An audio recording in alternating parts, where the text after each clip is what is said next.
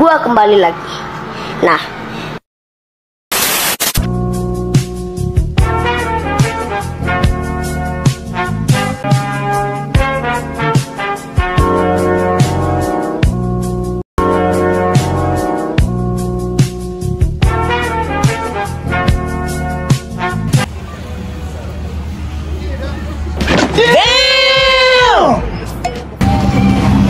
halo semuanya, jadi video kali ini kita akan membahas tentang inflasi dan indeks yang ada di Indonesia.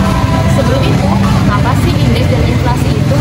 Indeks adalah suatu ukuran statistik perubahan harga dalam periode waktu tertentu, biasanya ditetapkan oleh Badan Pusat Statistik atau BPS.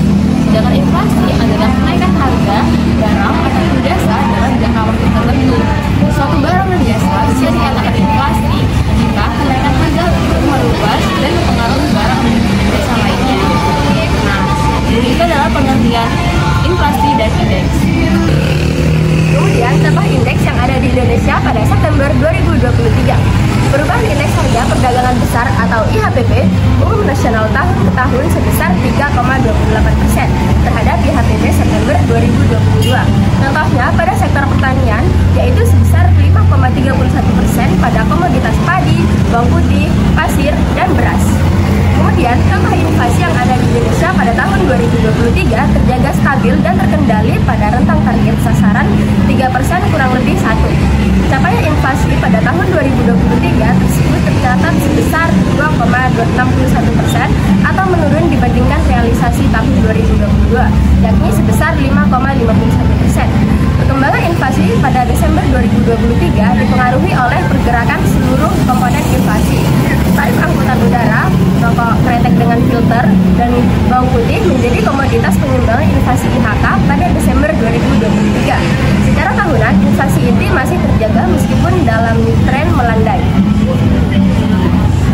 Cepetan dong. Kemudian untuk dampak dari indeks harga dan inflasi diantaranya adalah yang pertama, terhambatnya pertumbuhan ekonomi negara karena kurangnya investasi dari minat penabung.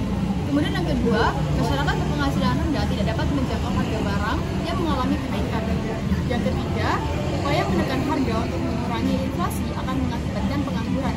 Dan yang terakhir, nilai mata uang turun karena kenaikan harga barang. Nah, kita sebagai pelajar bisa mengatasi inflasi dengan menghemat uang. Dengan menekan pengeluaran akan membuat permintaan akan barang dan jasa berkurang yang kemudian akan berdampak pada menurunnya harga barang. Salah satu cara membantu berhemat adalah dengan mengatur kembali pengeluaran. Pisahkan mana yang merupakan keinginan dan mana yang merupakan kebutuhan pokok. Kemudian yang kedua, konsumsi produk dalam negeri. Karena mengonsumsi produk luar negeri dapat menyebabkan naiknya tarif pajak. Kemudian yang ketiga, mulai berinvestasi dan menabung. Kalian bisa menginvestasikan uang kalian ke dalam aset minim resiko reksadana pasar uang, reksadana uang maupun obligasi retail Indonesia.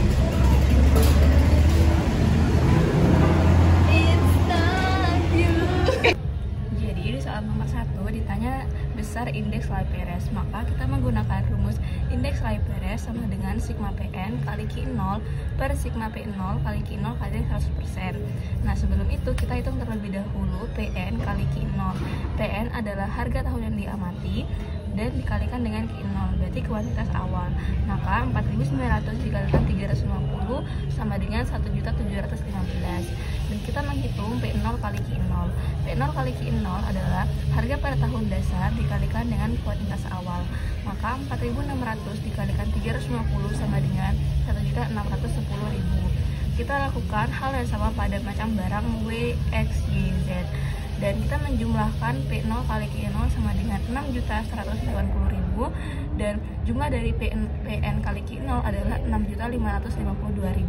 Maka sigma PN kali Q0 adalah 6.552.000 dan sigma P0 kali Q0 adalah 6.180.000. Dan kita kalikan dengan 100%, maka hasilnya adalah 106,02%. Kemudian untuk soal nomor 2, diketahui tabel seperti ini. Ada jenis barang, harga barang per kilo, dan jumlah barang dalam satuan kilo. Nah, kita akan mencari indeks harga menggunakan metode indeks pasca dengan rumus sigma PN kali QN per sigma PO kali QN. Kita pertama cari dulu PN kali QN per jenis barang. Jadi PN adalah harga pada tahun yang diamati dan QN adalah kuantitas pada barang yang diamati. Jadi PN kali QN untuk kentang yaitu 11.000 dikali 1.200, kemudian untuk tomat 6.500 dikali 600, kemudian untuk wortel 5.000 kali 900, dan untuk mentimun 8.000 kali 500. Semua itu dijumlahkan, kemudian menjadi 25.600.000. Kemudian kita mencari PO kali QN. PO adalah harga pada tahun dasar dan QN adalah kuantitas pada tahun yang diamati. Untuk kentang kita mencari 10.500 dikali 1.200, kemudian tomat 6.500 dikali 600, kemudian untuk wortel 5.500 dikali 900, dan untuk mentimun 7.500 dikali 500. Semua yang tadi dijumlahkan dan mendapatkan hasil 25.200.000.